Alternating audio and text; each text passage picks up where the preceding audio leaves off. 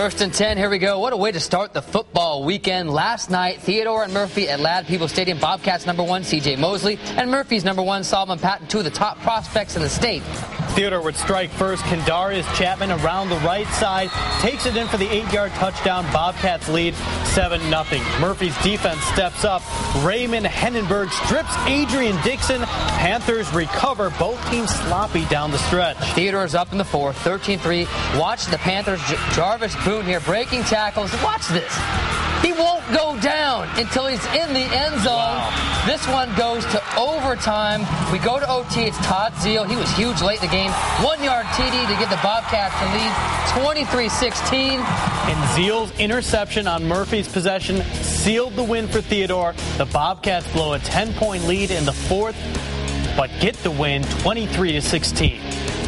It's always about it every single year. They don't like us, we don't like them. So every time we play, it's going to be a good game. So hopefully see them in the playoffs again. What else can you say about the character of our kids and the character of his kids? It's just an amazing thing to see how kids in our area play football, how competitive it is. It's a great thing.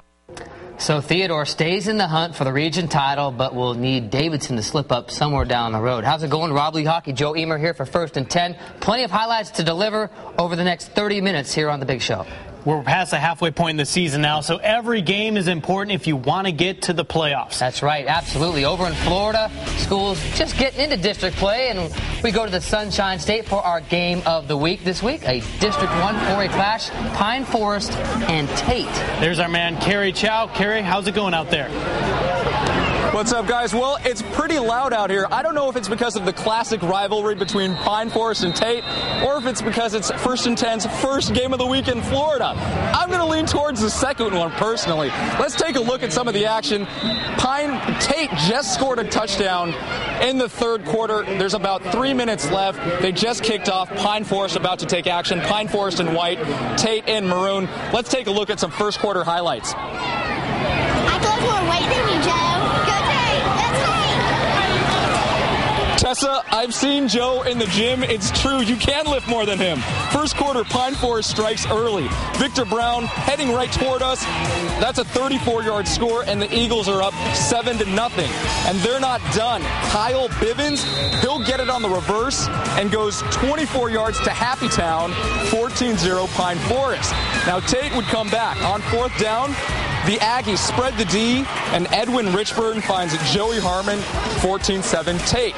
Now then right before the end of the half, the Eagles threatening, but Petey Jones picks it off in the end zone to keep it a one-touchdown game. It was 14-7 at the half, but if we look at the scoreboard now, it's 42-21 in the third quarter. Again, 42-21 in the third quarter. That means, if you calculated it out, that Pine Forest just scored 28 points in the third quarter alone. So at first, what was a close game, the Eagles have blown wide open.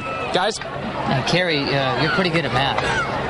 That was some quick statistics, buddy. That's what I've got an abacus over here by the side. That's why we have you out there at the game of the week. Kerry Chow, live in Florida. Thanks, buddy.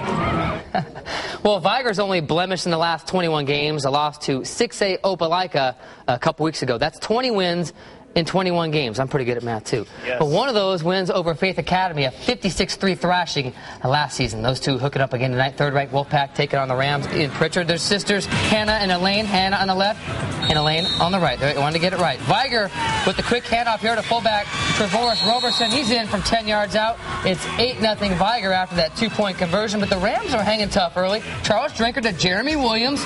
4 yards. He's in the end zone. 8-6 Wolves lead at that point. Just before the rain hit, D'Angelo Williams here for Vigor. Not the D'Angelo Williams from the Carolina Panthers, so no fantasy points involved here. He gets in the end zone. 16-6 Wolfpack, and they open it up in the second half, as did the Skies at Prichard Stadium. 35-12 is the score right now. Up next for the Wolfpack, a trip to Spanish Fort. And the Toros in a little bit of trouble tonight at Ladd-Peebles Stadium, taking on LeFlore. We have an upset alert tonight at the stadium. Spanish Fort quarterback Patrick McGavin looking deep here. He's got Ross Davis.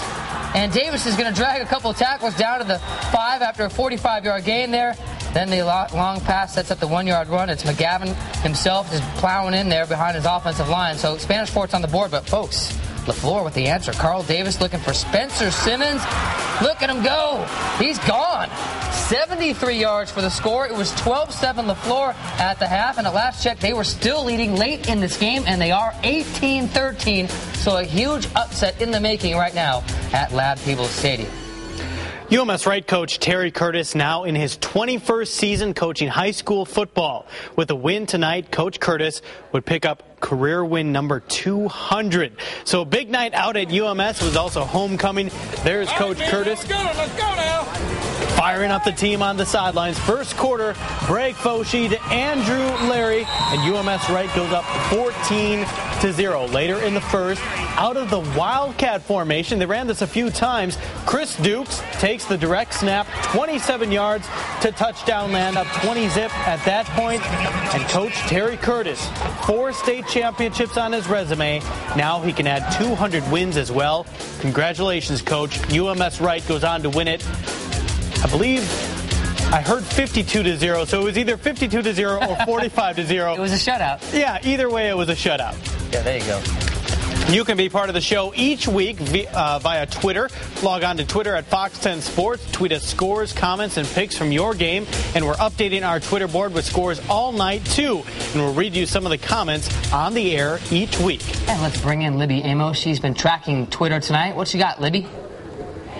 Joe, we've been tracking tweets on Twitter tonight, and Christy N. Dunn has been tweeting us all the updates from the Thomasville versus Hillcrest Evergreen game. They're playing that game tonight in Evergreen. Now, Thomasville is the #1 team in 4A.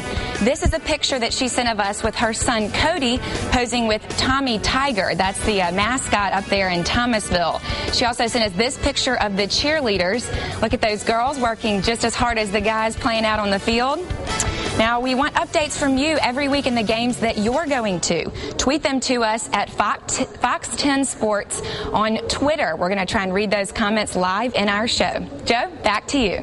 Thank you very much, Libby. Mobile Christian not having the best of seasons on the field, but the students sure have a lot of fun at the pep rally. So much fun that they got our nod for Pep Rally of the Week.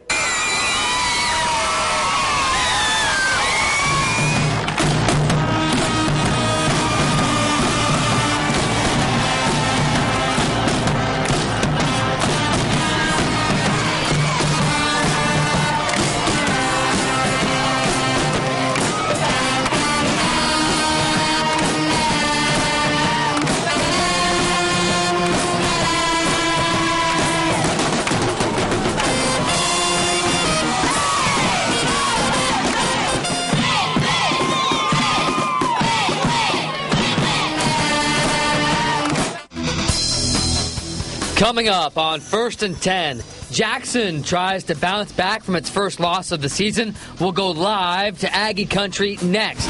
Plus, Fairhope continues to roll. McGill-Tulane heads to the capital city, and we'll check out the Florida schools. This is First and 10.